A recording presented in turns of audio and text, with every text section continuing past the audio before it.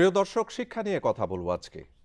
আমরা যারা আজকে আপনাদের সামনে উপস্থিত হয়েছি, শিক্ষায় বিনিয়োগ আর একটি বিষয় আমরা আসলে কেউ ভাবি না কখনো, সেটি ভাবিয়ে দিতে চাই আজকের অনুষ্ঠানে। সেটি হলো যে আমাদের শিশুরা, তরুণরা, তারা যে শিক্ষা বঞ্চনার শিকার হচ্ছে, সেটি কি আপনি কখনো ভাবেন? শিক্ষা থেকে তারা বঞ্চিত হচ্ছে, দক্ষ হতে পারছে না, আর তাতে করে যে ক্ষতিটি হচ্ছে সেটি আপনার, আমার, সমাজের, রাষ্ট্রের এবং বিশ্বের একটা বিশাল ক্ষতি কিন্তু হয়।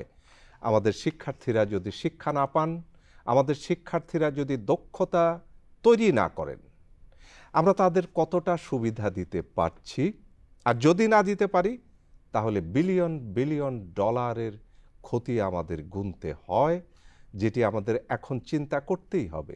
প্রিয় দর্শক, শিক্ষায় বিনিয়োগ, শিশু তরুণদের শিক্ষা বঞ্চনায় বৈশ্বিক ব্যয়, তাই নিয়ে আমাদের আজকের অনুষ্ঠান। সবাইকে স্বাগত জানাচ্ছি আমাদের আজকের এই শিক্ষা বিষয়ক অনুষ্ঠানটিতে। আমাদের সঙ্গে কিন্তু থাকতেই হবে, কারণ আমরা এমন কিছু কথা, এমন কিছু আলোচনা করব যেটি সাধারণত করা হয় না। বাংলাদেশ টেলিভিশনের আজকের এই আঙিনায় সবাইকে স্বাগত জানাচ্ছি। আমি ডক্টর মঞ্জুরুল হক। প্রিয় দর্শক, আমাদের সঙ্গে আজকের আলোচনায় যুক্ত হয়েছেন সরকারের সম্মানিত সচিব এবং জাতীয় দক্ষতা উন্নয়ন কর্তৃপক্ষের নির্বাহী চেয়ারম্যান ডক্টর নাজনীন কাউসার চৌধুরী। আমাদের সঙ্গে আজকে আলোচনায় যুক্ত হয়েছেন ইউনেস্কো ঢাকার national programme officer for education Mohammad Ramzan Ali. আমাদের সঙ্গে আলোচনায় আরও যুক্ত আছেন বাংলাদেশ প্রাথমিক সহকারী শিক্ষক সমাজের সম্মানিত সভাপতি শাহিনুর আল আমিন। আপনাদের যে বিষয়টি নিয়ে আমরা প্রথমেই কথা বলবো সেটি হলো শিক্ষার বিনিয়োগ, শিশু তরুণদের শিক্ষা বঞ্চনার বৈশ্বিক ব্যয়, যেটি আমরা দেখছি। আপনাদের কাছে কিছু রিপোর্ট আছে, 2024 সালের UNESCO report, OECD report, Commonwealth সেক্রেটারিয়েটের যৌথভাবে যে আপনাদের রিপোর্টগুলি রয়েছে, একটু আমরা জানতে চাই সেখান থেকে কি বেরিয়ে এসেছে। ইউনেস্কো, ওইসিডি এবং কমনওয়েলথ সেক্রেটারিয়েট 2024 সালে একটা রিপোর্ট প্রকাশ করে। সেই রিপোর্টটা হচ্ছে the price of inaction, the private fiscal and social cost of children's and youth not learning. এই রিপোর্ট টাইটেলে এই রিপোর্টটা প্রকাশ করা হয়েছে। মানে আমরা যদি একটুখানি বাংলায় বলি সংক্ষেপে, তাহলে কি দাঁড়ায় এটা? নিষ্ক্রিয়তার মূল্য, ব্যক্তিগত আর্থিক এবং সামাজিক ব্যয়টি যেভাবে বাড়ছে। এক্স্যাক্টলি। 159টি দেশের 2001 থেকে 2021 সাল পর্যন্ত 20 বছরের ডেটা আমরা কালেক্ট করেছি এই রিপোর্টটা তৈরি করার জন্য। বিশাল গবেষণা। হ্যাঁ, এই রিপোর্টটাতে সেই ডেটাগুলো নেওয়া হয়েছে যেগুলো কম্পারেবল একটা দেশের সাথে। যেমন ইন্ডেক্সগুলো আছে ইউএন এর, বিভিন্ন ধরনের ইন্ডেক্সে যেগুলো আমরা একটা দেশের সাথে একটা কম্পেয়ার করতে পারি, এই ডেটাগুলো কালেক্ট করে এটা অ্যানালাইসিস করা হয়েছে। এই রিপোর্টটাতে দেখা গেছে যে আমরা যদি এই সারা বিশ্বে এখন পর্যন্ত 272 million children out of school এবং 1/4 শিক্ষার্থী তাদের বেসিক যে কম্পিটেন্সিগুলো অর্জন করার কথা এগুলো অর্জন করতে পারতেছে না। এই সিনারিওটা কিন্তু শুধুমাত্র যে এই আন্ডার প্রিভিলেজ বা থার্ড ওয়ার্ল্ডের কান্ট্রিগুলোতে না, ডেভেলপ কান্ট্রিগুলোতে এই সেম সিনারিও। এবং আমাদের যারা সুবিধা বঞ্চিত সন্তান রয়েছে তারা ছাড়াও বহির্বিশ্বে উন্নয়নশীল উন্নত বিশ্বেও আপনারা এটি পেয়েছেন? হ্যাঁ, আচ্ছা। 1/4 শিক্ষার্থী এই যে বেসিক কম্পিটেন্সি যতগুলো অর্জন করার কথা যে লেভেলে, সেটা অর্জন করতে পারে না। এবং এর ব্যয়টা কিন্তু অনেক হিউজ। যদি আমরা দেখি যে যদি এই অবস্থার অপরিবর্তিত থাকে, যে early school living drop out, এবং যদি কম্পিটেন্সিগুলো অর্জন করতে না পারে, এই ধারাবাহিকতা যদি চলতে থাকে, তাহলে 2030 সালে আমরা $10 ট্রিলিয়ন গ্লোবালি লঞ্চ করব, যার পরিমাণ হচ্ছে ফ্রান্স এবং জাপানের মোট জিডিপির সমান। এই সংখ্যাটা কিন্তু অনেক বড়। আমরা হয়তো আপাতত দৃষ্টিতে চোখে দেখতে পাচ্ছি না কত পরিমাণ লস হচ্ছে, আমরা কত পরিমাণ জিডিপি লস করব, এটা সংখ্যা অনেক বেশি। এটি হলো বৈশ্বিক ক্ষতি সারা বিশ্বে। মানে আমাদের কাঁধেও কি এই ক্ষতির পরিমাণ এসে চাপে? অবশ্যই এর সংখ্যাটা কিন্তু অনেক বেশি। আমরা যদি দেখি যে বাংলাদেশের ক্ষেত্রে কি হবে, যে যদি আমরা এই শিশুদের এই ড্রপ আউট রেট বা আর্লি স্কুল লিভিং যদি রিডিউস না করতে পারি, আমরা প্রতি বছরে $630 মিলিয়ন লস করব। আলোচনা করতে গিয়ে আমরা দেখলাম যে আমাদের কাঁধের উপরেও অদক্ষ বা অশিক্ষিত শিশু বা তরুণ যদি তৈরি হতে থাকে, তাহলে আমাদের কাঁধের উপরও $630 মিলিয়ন একটি চাপ আসে, তাই তো? এটা হচ্ছে যে দুটো এরিয়াতে, একটা হচ্ছে আর্লি স্কুল লিভিং, যে ড্রপ Early আউট school হওয়ার living, ফলে জি। এটা হবে 630 মিলিয়ন ইউএসডি আমরা লস করব। আবার যদি শিক্ষার্থীরা স্কুলে যাচ্ছে কিন্তু শিখতেছে না, আলটিমেট যে কম্পিটেন্সিগুলো অর্জন করার কথাগুলো যদি অর্জন করতে পারছে না, তাহলে আমরা 1200 মিলিয়ন লস করব। তাহলে আমরা দেখছি যে মানসম্মত শিক্ষার একটি প্রশ্নে আপনি চলে এসেছেন, যে আমরা যে শিক্ষা দিচ্ছি সেটি যদি বৈশ্বিক ক্ষেত্রে আমাদের ক্ষেত্রে মানসম্মত না হয়, তাহলে আসলে আমরা ক্ষতিগ্রস্ত হচ্ছি। আমরা আপনার কাছে আবার আসব, কারণ আমরা দেখেছি আপনাদের ডেটাগুলি আমাদের সামনে আছে। প্রিয় দর্শক, আমরা দেখছি ইউনেস্কো যেটি বলছেন, মোহাম্মদ রমজান আলী তার প্রতিনিধি আমাদের সঙ্গে আজকে, বিশ্বে প্রায় 70% শিশুর মৌলিক দক্ষতা অর্জিত হচ্ছে না। মানে শুধু আমরা না, সারা বিশ্বে বৈশ্বিক ক্ষতি হতে পারে ট্রিলিয়ন ট্রিলিয়ন ডলার। আর বাংলাদেশেও এই শিশুর এই না শেখার ফলে 2030 সালে ব্যক্তিগত ক্ষতির পরিমাণ দাঁড়াবে আবারও বিলিয়ন বিলিয়ন মার্কিন ডলার। মাত্র 2030-এর ভেতরেই আমরা এটির মুখোমুখি হব, আজকে থেকে 5 বছরের ভেতরে। সুতরাং শিক্ষায় বিনিয়োগ আর সুশিক্ষিত ছাত্রছাত্রী তৈরি করবার ছাড়া, দক্ষ করার ছাড়া কোনো উপায় নেই। আমন্ত্রণ জানাচ্ছি আমাদের এবারের আলোচককে, সরকারের সচিব এবং জাতীয় দক্ষতা উন্নয়ন কর্তৃপক্ষের নির্বাহী চেয়ারম্যান ডক্টর নাজনীন কাউসার চৌধুরীকে। ডক্টর নাজনীন কাউসার চৌধুরী, এই কথাগুলোর মধ্যে যেটি এসেছে সেটি হচ্ছে শিশু তরুণরা দক্ষ না হলে বিনিয়োগটি 16 আনাই মিছে হয়ে যাচ্ছে। কিভাবে আমরা দক্ষতা তৈরি করব আমাদের দেশে দিয়ে শুরু করি আগে। তো আমার আগের বক্তার ইউনেস্কো যে রিপোর্টটা বলেছে, আমি যেটা বুঝতে পারছি সেটা হলো আমাদের টার্গেট হচ্ছে এজেন্ডা 2030, অর্থাৎ এসডিজি গোল অ্যাচিভ করার যে ইয়ারটা। তো সেটার প্রেক্ষাপটেই এই রিপোর্টটা, সার্ভেটা করা হয়েছে যে গ্লোবাল সিচুয়েশন কি, সেই গ্লোবাল সিচুয়েশন অনুযায়ী আমরা কোন অবস্থায় আছি। এখন শিশুদের যে কস্টটা আমরা ইনকার করব বলতে চাচ্ছেন, যে 30 সালের মধ্যে যদি আমরা স্কিলটা আপগ্রেড না করি তাহলে আমরা হয়তো এখানে 600 সামথিং ওই ইয়েটা আমরা ইনকার করব, যে আমার সোসাইটির কস্টটা বেড়ে যাবে বিলিয়ন। হ্যাঁ, 630 বিলিয়ন, হ্যাঁ ইউএসডি আমরা আমাদের কস্ট এসে যাচ্ছে আর কি, যে বার্ডেন আসছে ফিউচার ইকোনমিতে। একটা শিশু তার জন্মের পর থেকে তার পিছনে কিন্তু সোসাইটির ইনভেস্টমেন্ট আছে, রাষ্ট্রের ইনভেস্টমেন্ট আছে, ফ্যামিলির ইনভেস্টমেন্ট আছে। তো ইনভেস্টমেন্টের পরে সে শিশুটা যখন ইনকাম জেনারেটিং অ্যাক্টিভিটিসে করতে পারে না, কিংবা মিডল অফ দি তার কেরিয়ার ড্রপ আউট হয়ে যায়, স্বাভাবিকভাবে ওই ইনভেস্টমেন্ট তো আসলে কোনো রিটার্ন দিচ্ছে না। এটা একটা লস হচ্ছে, রাষ্ট্রের লস, সমাজের লস, পরিবারের লস। হ্যাঁ, আপনি এভাবে যদি চিন্তা করেন তাহলে এই যে স্কিল বা কেন আমরা বের হয়ে যাচ্ছি, তার মানে আমার কারিকুলামের মানে যে ইয়েটা আমরা ধরে রাখতে পারছি না। আমাদের যেই সিস্টেম আমরা ডেভেলপ করেছি গত কয়েক বছর, যে বারবার কারিকুলাম মানে আমাদের চেঞ্জ হচ্ছে, আবার ট্রায়াল অ্যান্ড এরর মেথডে আমরা গেছি। তো শিক্ষা জাতির মেরুদণ্ড, এটা আমরা জানি। তো শিক্ষার ক্ষেত্রে আসলে সবচেয়ে বেশি ফোকাস হওয়া দরকার যে কিভাবে আমরা এই বাচ্চাগুলো যারা করতেছে তারা যাতে ড্রপ আউট না হয়, এটা প্রথম কথা। হ্যাঁ, সেই জন্য আমাদের এই জায়গাটাতে কারিকুলামে এখানে আমাদের এমনভাবে মানে কারিকুলামটা এখন আমরা চিন্তা করতেছি যাতে মানে যেই স্টুডেন্টই হোক সে যেন কিছু একটা করে ইনকাম জেনারেটিং অ্যাক্টিভিটিসে জড়িত থাকতে পারে, তার জন্য যেন শিক্ষাটা ইন্টারেস্টিং কিছু হয়। কারণ শিক্ষাতে যখন সে আনন্দ খুঁজে পায় না, স্বাভাবিকভাবে থাকবে না। আবার বাবা মাও দেখা যায় পাঠাচ্ছে, কিন্তু হয়তো চিন্তা করতেছে স্কুলে থাকলে যে টাইমটা যে দিচ্ছে অন্য একটা ইনকাম জেনারেটিং অ্যাক্টিভিটিসে যদি সে যায়, তাহলে ফ্যামিলির জন্য সে কিছু রিটার্ন আনতে পারতেছে। তার মানে এখানে মূল জিনিসটা কি, আপনার হলো যে ইকোনমিক এম্পাওয়ারমেন্টের ব্যাপারটা। তাহলে ইকোনমিক এম্পাওয়ারমেন্টের কারণেই কিন্তু এটা ট্রেড অফ করছে। আমরা খুব সহজে যদি আমাদের দর্শককে বলি, তার মানে আমরা শিক্ষার জন্য যে পাঠাচ্ছি তার সঙ্গে কিন্তু আমার আয় রোজগারটা খুবই জরুরি হচ্ছে। মানে আমি মাস্টার্স পড়ব 27 বছর 28 বছর পর্যন্ত, তারপরে গিয়ে আমি বেকার একটি শিক্ষার্থীতে পরিণত হব, অদক্ষ। তার মানে আমার 27টি বছরই কিন্তু এইভাবে কেটে গেছে। তারপরে গিয়ে আমি কাজে ঢুকব, আপনার প্রতিষ্ঠান জাতীয় দক্ষতা উন্নয়ন কর্তৃপক্ষ আপনারা দক্ষতাটা কিভাবে ডেভেলপ করতে চাচ্ছেন?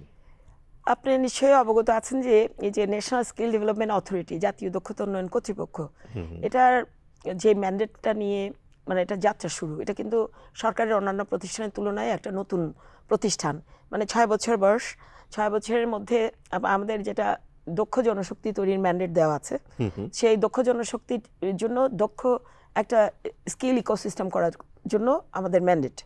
এখন স্কিল ইকোসিস্টেম করতে হলে আমাদের টোটাল চেইনটা আমাদেরকে নজরদারি করতে হচ্ছে যে কোথায় কি ডিমান্ড আছে, সেটা ডোমেস্টিক মার্কেট বলেন, ইন্টারন্যাশনাল মার্কেট বলেন, এবং সব সেক্টরের বলেন। সো ডিমান্ডটা যখন আমরা পাই তখন তাদের রিকোয়ারমেন্ট অনুযায়ী আমাদের ম্যান্ডেট হলো কারিকুলামটা ডেভেলপ করে দেওয়া। বিশেষ করে টিবেট, আমাদের ম্যান্ডেট হলো টিবেটের উপরে, যে বিএনএফকিউর যে 1 থেকে 6 লেভেল, যেটা সেই 6 লেভেলের টিবেট এডুকেশন, ভোকেশনাল এবং যেটা কারিগরি শিক্ষা, সেটার আমরা সিলেবাসটা করে দিই মানে রিকুইজিশন অনুযায়ী, এবং ওখানে টেকনিক্যাল এক্সপার্টরা থাকেন। তো সিলেবাস প্রণয়নের পর আমাদের রেজিস্টার্ড টেকনিক্যাল এডুকেশন প্রোভাইডার যারা, হ্যাঁ এসটিপি বলি আমরা, স্কিল ট্রেনিং প্রোভাইডার, তারা আমাদের রেজিস্টার্ড, যেমন ধরেন বিএমইটি, টিটিসি আছে, এবং এরকম বাংলাদেশে সরকারি বেসরকারি সব মিলিয়ে 1533টা স্কিল ট্রেনিং প্রোভাইডার আছে। তো তারা আমাদের কারিকুলাম অনুযায়ী, আমাদের যে ডেভেলপ করা কারিকুলাম সেটা অনুযায়ী ট্রেনিংটা দেন। তো ট্রেনিং দেওয়ার পরে তাহলে কি হচ্ছে, ট্রেনিংয়ের পর এখন যারা ট্রেনিং নিচ্ছে তারা কিন্তু আমাদের ন্যাশনাল স্কিল পোর্টাল আছে, এটা একদম অনলাইন প্ল্যাটফর্মটা, এটা সেলফ সার্ভিস নিয়ে কাজ করতে পারবে যে কোনো প্রশিক্ষণার্থী। সে তখন ওইখানে অ্যাসেসমেন্টের জন্য রেজিস্টার করতে পারবে নিজেই ট্রেনিংয়ের পর। তারপর আমাদের অ্যাসেসর পুল আছে, টেকনিক্যাল এক্সপার্ট যারা আছেন তারা, আমরা একটা অ্যাসেসর পুল, আমাদের রেজিস্টার্ড অ্যাসেসর, বিভিন্ন সেক্টরের যারা এক্সপার্ট তাদেরকে নিয়ে করা অ্যাসেসর পুলের মাধ্যমে আমরা এটা একটা অ্যাসেসমেন্ট করি। অ্যাসেসমেন্টের পর অটোমেটিক আমাদের ন্যাশনাল স্কিল পোর্টালে রেজাল্টে যখন চলে আসে তখন আমরা এনএসডি এর একটা সার্টিফিকেশন করি ইন্টারন্যাশনালি, এটা এখন রিকগনাইজড, এটা কিউআর কোড ইনক্লুড করা আছে, এটা অনেক জায়গায় অ্যাক্রিডিটেড। এখন এই যে দক্ষ জনশক্তি যদি তৈরি না হয়, রাষ্ট্রের অনেক বড় লস।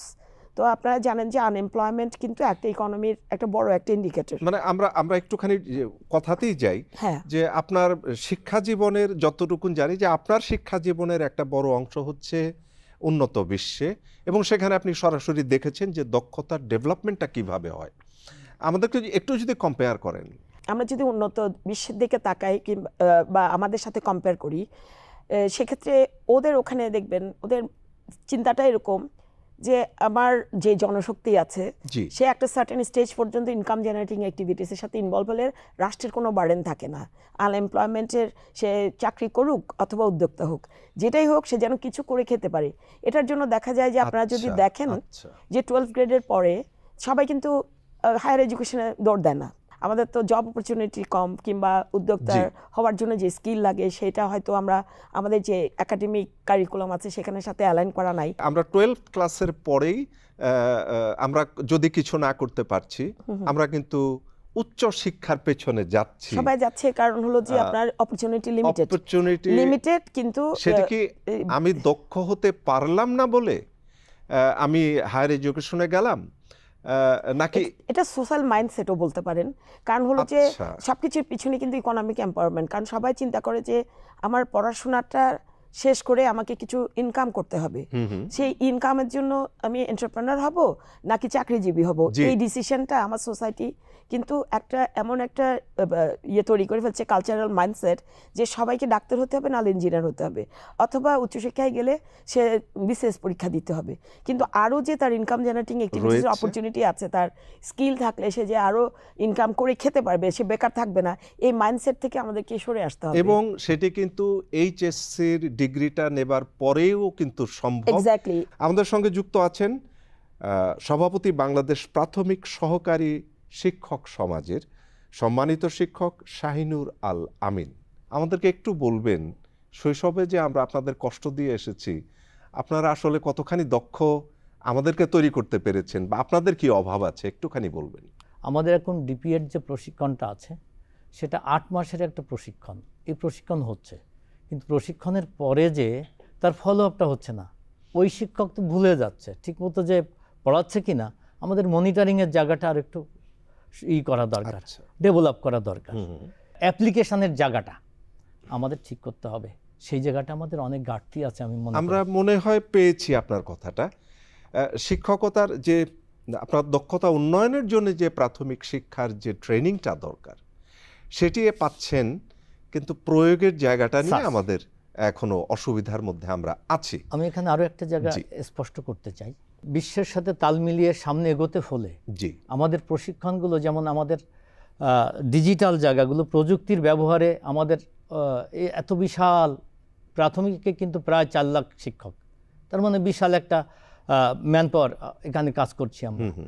আমাদের এই পরিবারটা অনেক বড় পরিবার, সেই পরিবারে আমাদের এই জায়গাটা ঘাটতি রয়েছে। আমার বিদ্যালয়ের কথা আমি বলি, সেখানে মাল্টিমিডিয়া আছে, প্রজেক্টর আছে, কিন্তু ক্লাসরুম নাই মাল্টিমিডিয়া, আমি সেখানে প্রয়োগ করতে পারি না, এবং দক্ষ শিক্ষক এখনও গড়ে ওঠে নাই, এবং তার সঠিক মনিটরিংটাও নাই যে আমি সেটা ক্লাসটা নিচ্ছি কিনা আমি মাল্টিমিডিয়া ইউজ করে। এই জায়গায় আমাদের ঘাটতি রয়েছে। তাহলে যন্ত্রপাতি আছে, তাও সব স্কুলে না স্যার, সে জায়গাও ঘাটতি আছে। আচ্ছা কোনো স্কুলে স্যার, আচ্ছা, সব এই জায়গায় এখনো তথ্যটাও পৌঁছাইতে পারি নাই স্যার। আমরা মনে হয় তথ্যটাও পৌঁছে দিতে পারছি জি। যে আমরা সব জায়গায় এই মাল্টিমিডিয়া ক্লাসরুমের যে সুবিধা সেটিও এখনো পৌঁছে দিতে পারিনি। পারিনি। আরেকটি বিষয় হলো যে আপনার দক্ষ শিক্ষক কি আছে মাল্টিমিডিয়ার? প্রশিক্ষণ দেওয়া হয়েছে মাত্র 11 দিনের একটা প্রশিক্ষণ। 11 দিনের প্রশিক্ষণ দিয়ে জি। আমি তাকে মাল্টিমিডিয়া ছেড়ে দিচ্ছি, তাকে আমি কন্টেন্ট তৈরি করতে বলছি, সেই জায়গায় অনেক ঘাটতি আছে। এই ঘাটতি পূরণ করা সম্ভব স্যার। অনেক বড় বিশাল পরিবার, আমাদেরকে দক্ষ করে তুলে 4 লক্ষ আমাদের দিয়েও শিক্ষকের পরিবার, এই কাজগুলো আমরা করতে পারি পার্শ্ববর্তী বিদ্যালয়, আচ্ছা। যদি সেটা আমরা চাই। আচ্ছা, আপনার প্রস্তাবটা কি? আমার এখানে একটা প্রস্তাব হলো যে আমাদের আগে কিছু ট্রেনিং করানো হোক, আমাদের মাস্টার ট্রেনার হিসাবে নিবে, মাস্টার ট্রেনার আবার ওই ক্লাসটারে প্রতিনিয়ত ঘুরবে, স্কুলে যেয়ে এই কাজগুলো করে দেবে। তাহলে কোন স্কুলে কি হচ্ছে কি না হচ্ছে সেটা আমরাই ঠিক করতে পারবো। 34,000 প্রধান শিক্ষকের পদ শূন্য, 65,547টা হলো প্রধান শিক্ষক পদ সারা বাংলাদেশে। মানে 34,000 প্রধান শিক্ষক নেই, মানে 34,000 স্কুলে প্রধান শিক্ষক নেই। তাহলে আপনি কোয়ালিটি এডুকেশন অ্যাচিভ করবেন কিভাবে? আচ্ছা। একজন সহকারী শিক্ষক সেই বিদ্যালয় পরিচালনা করছে, তার কমান্ড বা অনেকে না শুনতে পারে, সেক্ষেত্রে আমাদের এটা খুব জরুরি। অতি শীঘ্রই যদি আমাদের কোয়ালিটি এডুকেশন অ্যাচিভ করতে হয়, তাহলে অচিরেই এই 34,000 প্রধান শিক্ষকের পদ ফিল আপ করতে হবে, প্রমোশন দিয়ে পূর্ণ করতে হবে।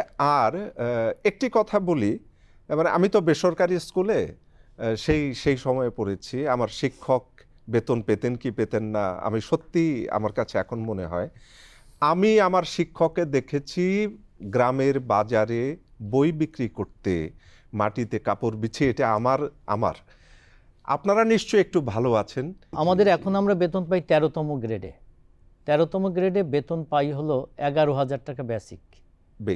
আমরা এখানে যদি হাউস রেন্ট অন্য ভাতা টাতা দিয়ে 19,500 টাকা সর্বসাকুল্যে। আচ্ছা, আমি এই কথা বলাটা একজন শিক্ষক হিসাবে কষ্টের, তাও বলতে চাই স্যার। আচ্ছা, আমরা তথ্যটা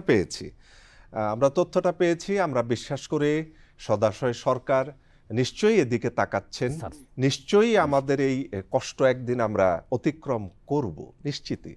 ইউনেস্কোর প্রতিনিধি হিসেবে এই অসুবিধাগুলোর কোন কোন জায়গাতে আপনারা সহায়তার হাত বাড়াবেন? দক্ষতা উন্নয়নের ক্ষেত্রে, শিক্ষকের ক্ষেত্রে, তারপরে আমাদের কারিগরি শিক্ষার ক্ষেত্রে কোন কোন জায়গায় আপনারা একটু যাবেন, আমরা একটু জানতে চাই। শিক্ষকদের সামাজিক মর্যাদাটা গুরুত্বপূর্ণ, যেটার সাথে হচ্ছে আর্থিক এবং অন্যান্য সুযোগ সুবিধাগুলোর উপর গুরুত্ব দিতে হবে।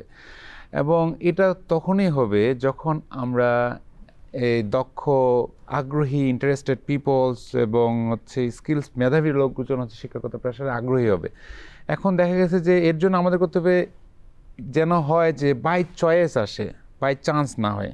দেখা গেছে যে আমাদের অন্য কোথাও চাকরি পাচ্ছে না বা অন্য কোথাও এমপ্লয়মেন্টের সুযোগ হচ্ছে না, এখন ট্রানজিট পেশা হিসাবে শিক্ষকতা পেশাকে বেছে নেওয়া হচ্ছে। দেখা গেছে যে শিক্ষকতা পেশায় জয়েন করতেছে এবং ওই সময়ে অন্য চাকরির জন্য খোঁজ করতেছে, চেষ্টা করতেছে, এবং অন্য কোথাও চাকরি হলে এটা সুইচ করে চলে যাচ্ছে। তো এই যে ট্রানজিট হিসাবে ইউজ করতেছে, শিক্ষকতা পেশা অনেকটা ক্ষেত্রে ট্রানজিট পেশা হিসেবে হয়ে গেছে। তো এই বিষয়গুলো আমাদের গুরুত্ব দিতে হবে, যাতে করে শিক্ষক প্রশিক্ষণ, বিশেষ করে হচ্ছে প্রি সার্ভিস এডুকেশনটা গুরুত্বপূর্ণ, যেটা হচ্ছে পলিসি লেভেলে লিঙ্ক থাকতে হবে।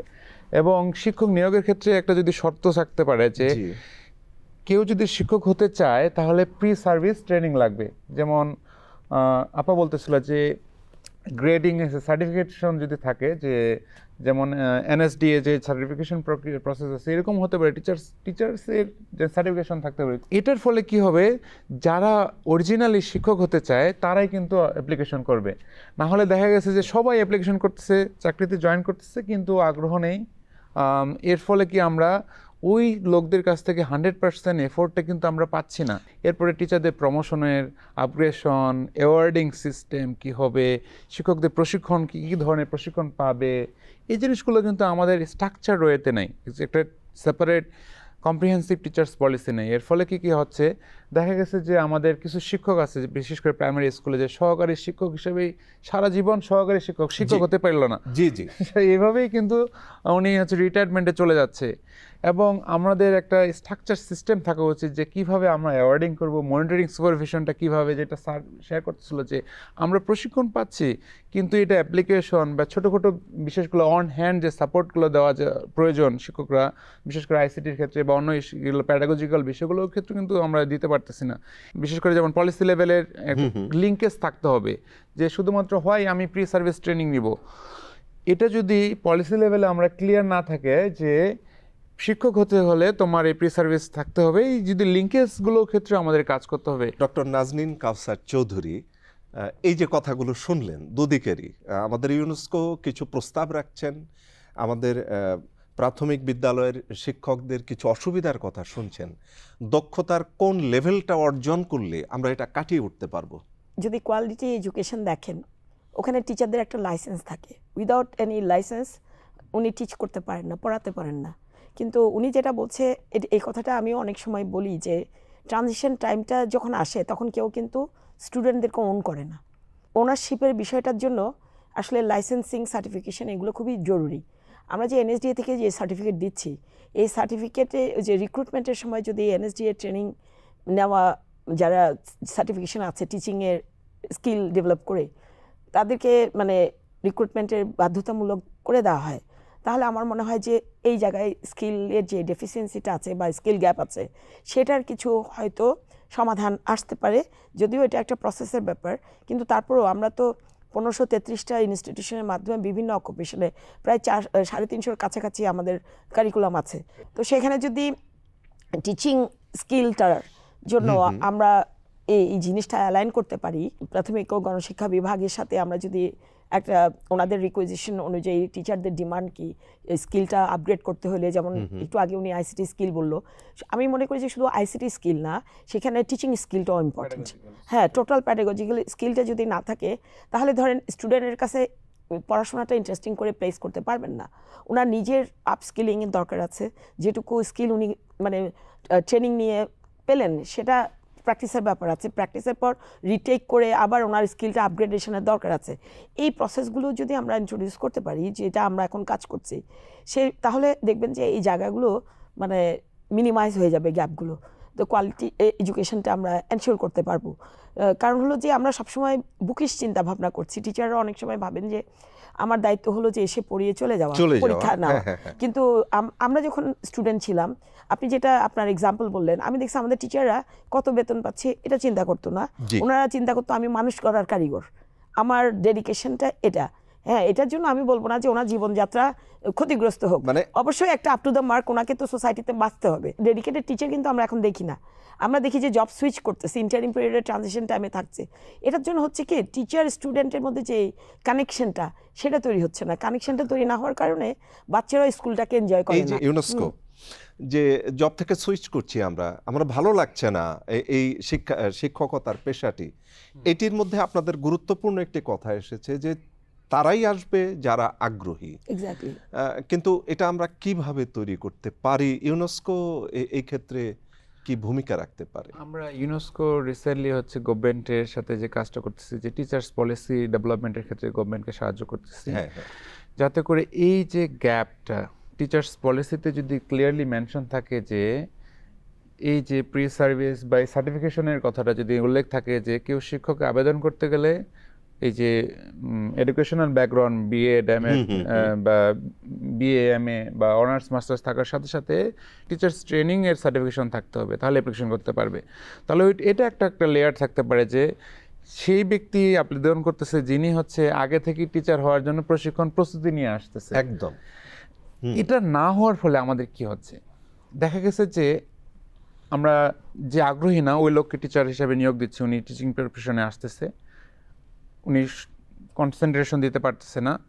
এক হচ্ছে এর ফলে কি হচ্ছে, আমরা ওই ব্যক্তিকে আবার আমরা প্রশিক্ষণও দিচ্ছি, প্রশিক্ষণ দেওয়ার ফলে আমাদের সময় যাচ্ছে এবং হচ্ছে অর্থ ব্যয় হচ্ছে, সাথে সাথে রিক্রুটমেন্ট প্রসেসটাও তো অনেক সময় লাগে, এটা সময়ের বিষয়েও সময় লস করতে, মানে এত কিছু করে আমরা একজন অনিচ্ছুক শিক্ষককে অনবোর্ড করতেছি। হ্যাঁ, অনবোর্ড করতেছি, এর ফলে দেখা যাচ্ছে যে এই সময় অর্থ যাচ্ছে, প্লাস হচ্ছে আমরা কিন্তু অনবোর্ড করার পরেই দিন থেকে যে আমি 100% বা অ্যাটলিস্ট 70%ও যে আউটপুট ওনার কাছ থেকে পাবো এটাও কিন্তু প্রত্যাশা করতে পারতেছি না, কারণ ওনার তো প্যাডাগজিক্যাল কোনো ট্রেনিং নেই। কীভাবে ক্লাস কন্ডাক্ট করতে পারবে, কীভাবে ক্লাস করবে, শিশুদের সাথে কীভাবে ইন্টারাক্ট করবে, কীভাবে অ্যাসেসমেন্ট করবে, এই বিষয়গুলো তো প্রশিক্ষণ নেই। সো এই যে বিষয়টা, এটা আমাদেরকে করতে হবে, কনসেন্ট্রেশন দিতে। আমাদের সঙ্গে তো প্রাথমিক বিদ্যালয়ের শিক্ষক হিসেবে আপনি রয়েছেনই প্রতিনিধি।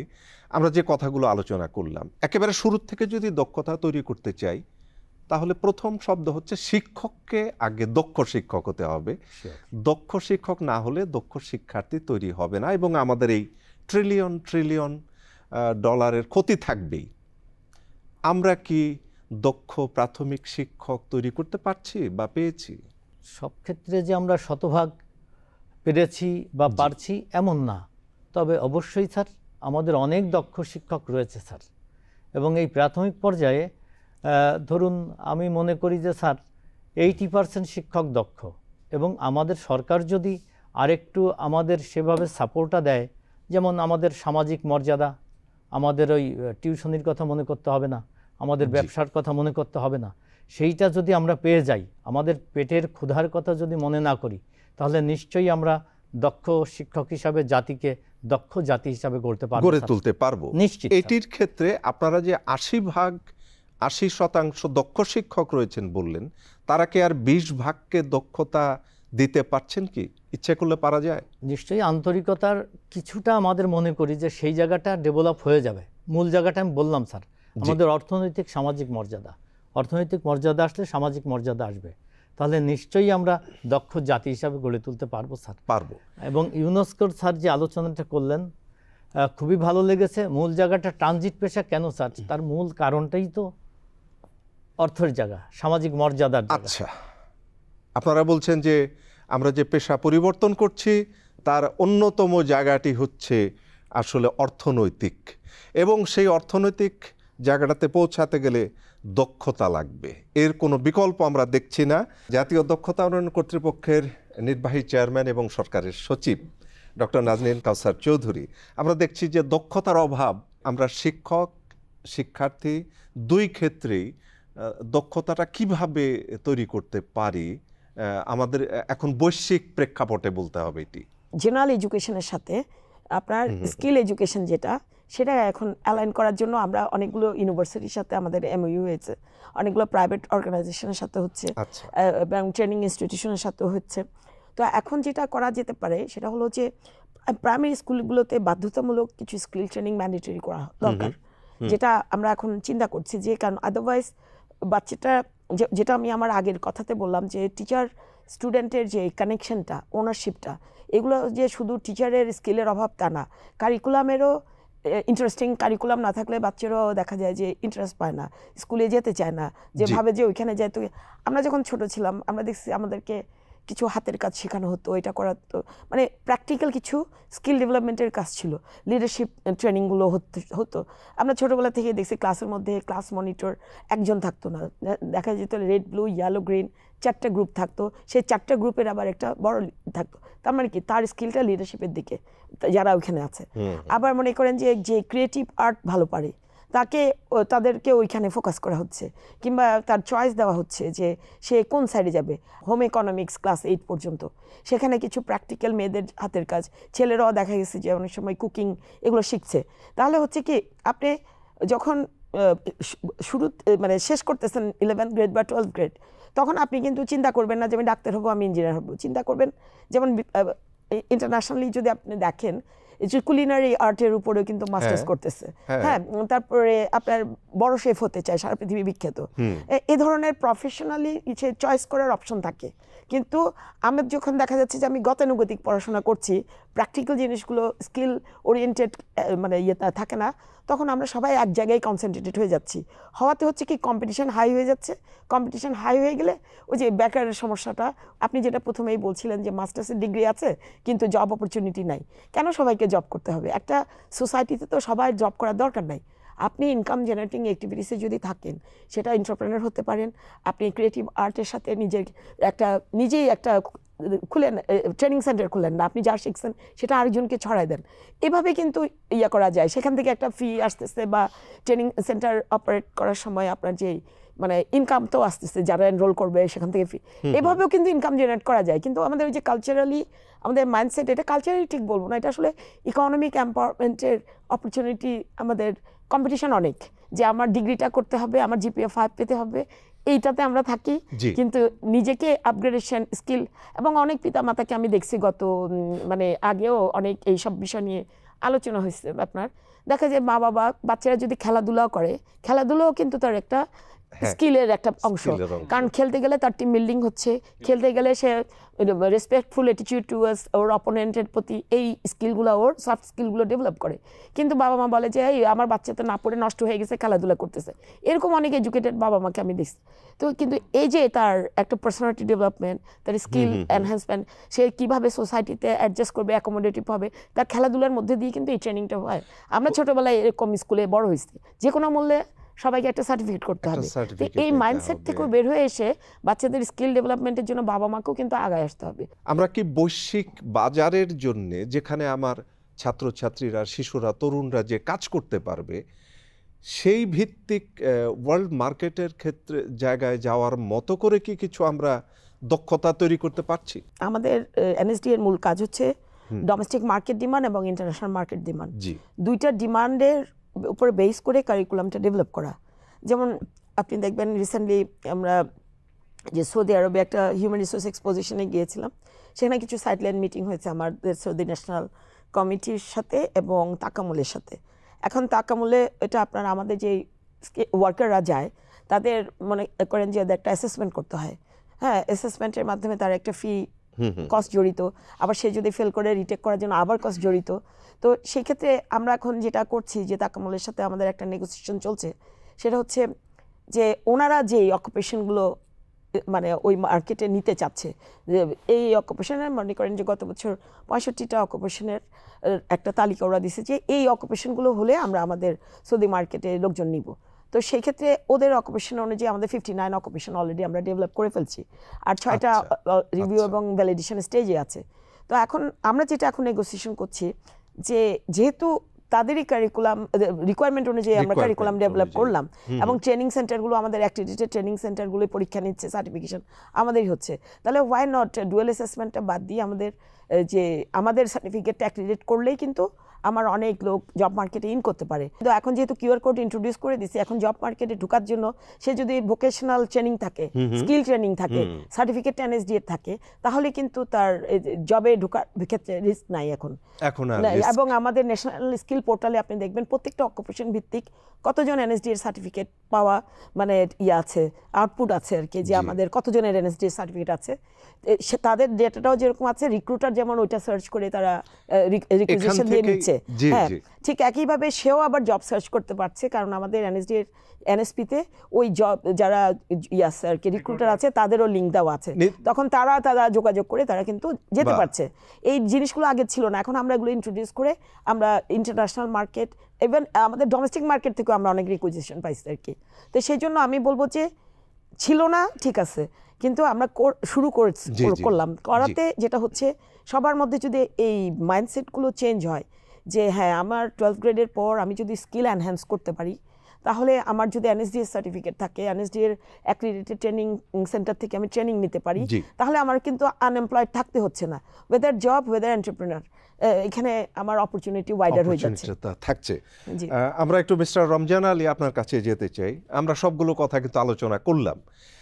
এখন ইউনেস্কো, যেহেতু আপনি এডুকেশনের সঙ্গে জড়িত, কালচারের সঙ্গে জড়িত, তাহলে ইউনেস্কো এই দক্ষতা অর্জনের জন্যে কি ধরনের ভূমিকা এখন রাখবে? বাংলাদেশ টিচার্স পলিসির ক্ষেত্রে যাতে করে কোয়ালিটি টিচার আমরা প্রডিউস করতে পারি, কোয়ালিটি টিচার লোককে আমরা টিচার হিসেবে নিয়ে আসতে পারি, এই জন্য গভর্নমেন্টের সাথে কাজ করতেছে।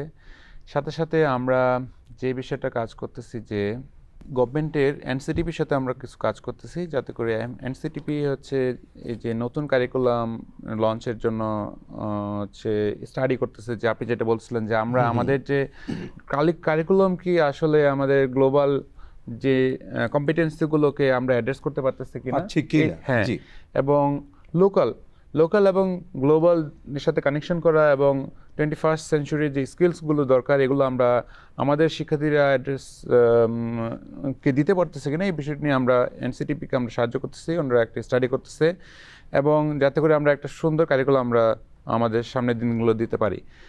এর বাইরেও ইউনেস্কো হচ্ছে এসডিজি 4 একটা অন্যতম গুরুত্বপূর্ণ যেটা হচ্ছে ইউনেস্কো হচ্ছে গ্লোবালি এসডিজি 4 এর জন্য রেসপন্সিবল ইউএন এজেন্সি। আমরা গভর্নমেন্টকে সাপোর্ট করতেছি যাতে করে আমরা এসডিজি 4 এর যে টার্গেটগুলো অ্যাচিভ করতে পারি এই বিষয়ে আমরা সাহায্য করতেছি, যেটার পার্ট হচ্ছে অবশ্যই স্কিলস ডেভেলপমেন্ট, এডুকেশন, সবগুলো এরিয়া। আমাদের শিক্ষার্থীদের কোয়ালিটি এডুকেশন না দিতে পারি তাহলে কি হচ্ছে, স্বল্প শিক্ষিত শিক্ষার্থীরা কিন্তু কম আর্ন করতে পারতেছে, ওদের প্রোডাক্টিভিটি লেস, এর ফলে কি ওরা গভর্নমেন্টকে কম ট্যাক্স দিতে পারতেছে, রাইট? গভর্নমেন্ট যখন কম ট্যাক্স আর্ন করতেছে তখন কিন্তু গভর্নমেন্ট কি ইনভেস্ট করতে পারতেছে না কম, তো এর ফলে শিক্ষার ক্ষেত্রেও ইনভেস্টমেন্ট কম করতে পারতেছে, এবং শিক্ষার ক্ষেত্রে ইনভেস্টমেন্ট কম হওয়ার পরে আবার লেস কম্পিটেন্সির ওই সার্কেলটা চলতে থাকতেছে। আমাদের এটা ভাঙতে হবে, যাতে করে হয়তো আমরা কোয়ালিটি এডুকেশন এনহ্যান্স করব, টিচারদের ভালো টিচার কোয়ালিটি এডুকেশন ইনশিওর করব, অথবা হচ্ছে আমাদের ইনভেস্টমেন্ট বাড়াতে হবে। তো এই সার্কেল যদি আমরা না ভাঙতে পারি তাহলে কিন্তু এই যে লস এটা কন্টিনিউ হবে। মানে আমরা যে পণ্যটা তৈরি করব, যে প্রোডাক্টটা তৈরি করছি সেটা আমাদের ঘুরে ফিরে আমাদের ঘাড়েই আসছে।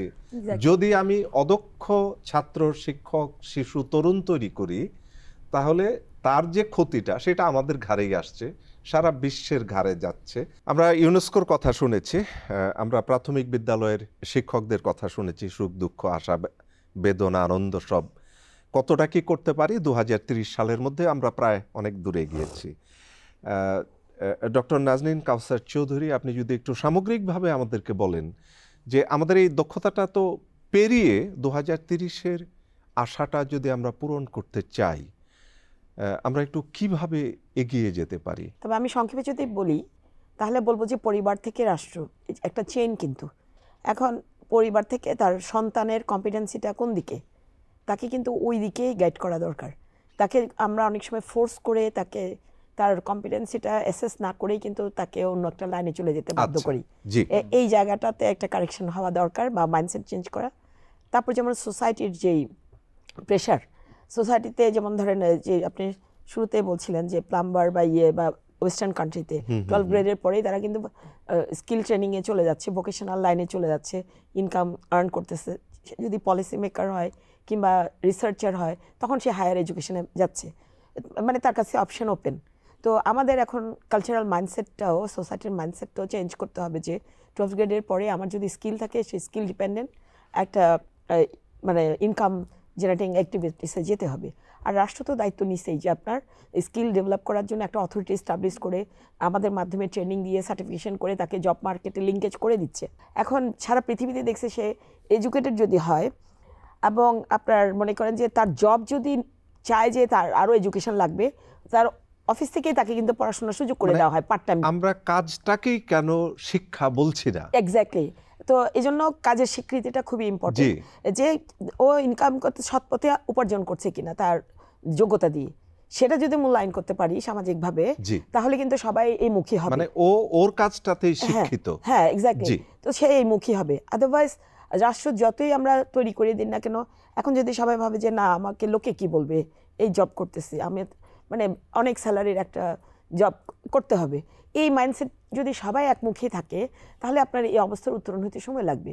তো ইউনেস্কোর যিনি রিপ্রেজেন্টেটিভ যেটা বললেন যে এটা টোটাল আসলে সিস্টেমের মধ্যে যারা স্টেক হোল্ডার আছে প্রত্যেকের সমন্বিত মানে প্রচেষ্টার মাধ্যমে কিন্তু আমরা এই ব্যারিয়ারটা দূর করতে পারবো বলে আমি মনে করি আর কি। আমরা ইউনেস্কোর কাছে যেতে চাই, সরকারের সঙ্গে আপনাদের কার্যক্রমটা কিভাবে সমন্বয় হয়? ইউএন প্রতিষ্ঠানগুলো কি করে, সরকারকে সাপোর্ট করে, সরকারের যে ইনিশিয়েটিভগুলোকে আমরা সাপোর্ট করি, এটাই হচ্ছে আমাদের অন্যতম ম্যান্ডেট। এবং হচ্ছে গ্লোবালি যে নতুন নতুন ইনোভেশনগুলো যেগুলো হচ্ছে আমাদের কান্ট্রির কনটেক্সটের সাথে অ্যাডাপ্ট করা, যেমন যেটা আমি আমার প্রথম দিকে শেয়ার করছিলাম যে আমাদের টিচার্স পলিসি নেই, যেটা খুবই গুরুত্বপূর্ণ। আমরা হয়তো বিভিন্ন অ্যাক্ট বা বিভিন্ন অর্ডার দিয়ে আমরা বিভিন্ন বিষয়গুলোকে সলভ করতেছি, কিন্তু একটা কম্প্রিহেন্সিভ টিচার্স পলিসিকে আমরা সাপোর্ট করতেছি, আমরা এসডিজি অর্জনের সাপোর্ট করতেছি, এরকম বিভিন্ন বিষয়গুলোতে আমরা সাপোর্ট করছি। যেমন ইনিশিয়াল লেভেলে এনএসডি এর যে আমরা 10টা ট্রেড আমরা রেডি করে দিয়েছিলাম। সো এই ধরনের ইনিশিয়াল লেভেলের এবং হচ্ছে আমাদের BNFE Bangladesh bureau of non formal এডুকেশনের ইকুইভ্যালেন্সি ফ্রেমওয়ার্কের ক্ষেত্রে আমরা সাপোর্ট করেছি। বিশেষ করে যেমন হচ্ছে যে আমরা এই যে নন ফর্মাল এডুকেশন দিচ্ছি, এই শিশুরা কি যদি ওরা মেইন স্ট্রিমিং এডুকেশনে যেতে চায় এটা কীভাবে যাবে, অথবা হচ্ছে টিভেট স্কিলসে ট্রেনিংয়ে কোন জায়গায় ট্রেডে কোন লেভেলে যাবে, এই যে ইকুইভ্যালেন্সি বিষয়গুলো কিন্তু আমরা ইউনেস্কো সাপোর্ট এই করেছি। ক্ষেত্রে কমিউনিটি রেডিও আমাদের এরকম একটি গণমাধ্যম, তার মাধ্যমে কি আমরা এই বিষয়টির প্রচার প্রসার, দক্ষতার যে ডেভেলপমেন্টটা দরকার, এই কথাগুলো কি বলতে পারি? তারা কি কোনো ভূমিকা রাখবে? খুবই ভূমিকা রাখতে পারে। এবং হচ্ছে কমিউনিটি রেডিও যে বিষয়টা আমরা করতে পারি, আমরা লোকাল কনটেক্সটে দেখা গেছে আমাদের রাজশাহীতে কমিউনিটি রেডিও আছে, টেকনাফে আছে, ওই এরিয়ার কনটেক্সটের ইস্যুগুলো যদি আমরা কমিউনিটি রেডিওর মাধ্যমে তুলে আনতে পারি, ওই এরিয়ার কোন কোন ধরনের স্কিল সেট আছে, ওই এরিয়ার কোন ধরনের রিসোর্সগুলো আছে, এগুলো যদি আমরা ক্যাপিটালাইজ করতে পারি এবং ওই ইস্যুগুলো নিয়ে যদি আমরা আলোচনা করতে পারি, ওই এলাকার ধরেন হচ্ছে কি কি মৌসুমে ধরেন কৃষিকাজ, আমরা কৃষি প্রধান দেশ, ওই কোন সময়টাতে প্রবলেম, ওই সময় শিশুরা স্কুলে যেতে পারে না, অল্টারনেটিভলি কী হতে পারে, এই যে অ্যাওয়ারনেসগুলো আমরা করতে পারি, লোকাল এক্সপিরিয়েন্সগুলো দিয়ে যদি আমরা আমাদের প্যারেন্টসদের মাধ্যমে তুলে ধরতে পারি, অবশ্যই ডেফিনেটলি কমিউনিটি রেডিও বিরাট ভূমিকা রাখতে পারে। আমাদের আজকের অনুষ্ঠানের যে মূল বিষয়টি ছিল শিক্ষায় বিনিয়োগ, শিশু তরুণদের শিক্ষা বঞ্চনার যে বৈশ্বিক ব্যয়, তাই নিয়ে কিন্তু শিক্ষায় সত্যি আমরা কিন্তু বিনিয়োগ করি। যত কথাই বলি, আমরা যখন শিক্ষিত করি সন্তানকে, সেটি একটি বিনিয়োগ। রাষ্ট্র বা বিশ্ব সেই বিনিয়োগটি ফেরত পেতে চায়, পেতে হবেই। সুতরাং সবগুলো বিষয় নিয়ে আমরা আজকে আলোচনা করার চেষ্টা করেছি। বিশ্বাস করি আমাদের আলোচনার ভেতর থেকে কিছু দক্ষ মানুষ নতুন করে চিন্তা করবেন, অভিভাবক নতুন করে চিন্তা করবেন, ছাত্র ছাত্রী, শিক্ষার্থী এবং অন্যান্য যারা আমরা আছি তারা সবাই নতুনভাবে ভাবব। শুভেচ্ছা সবার জন্যে। আবারও নিশ্চয়ই কথা হবে। ভালো থাকুন।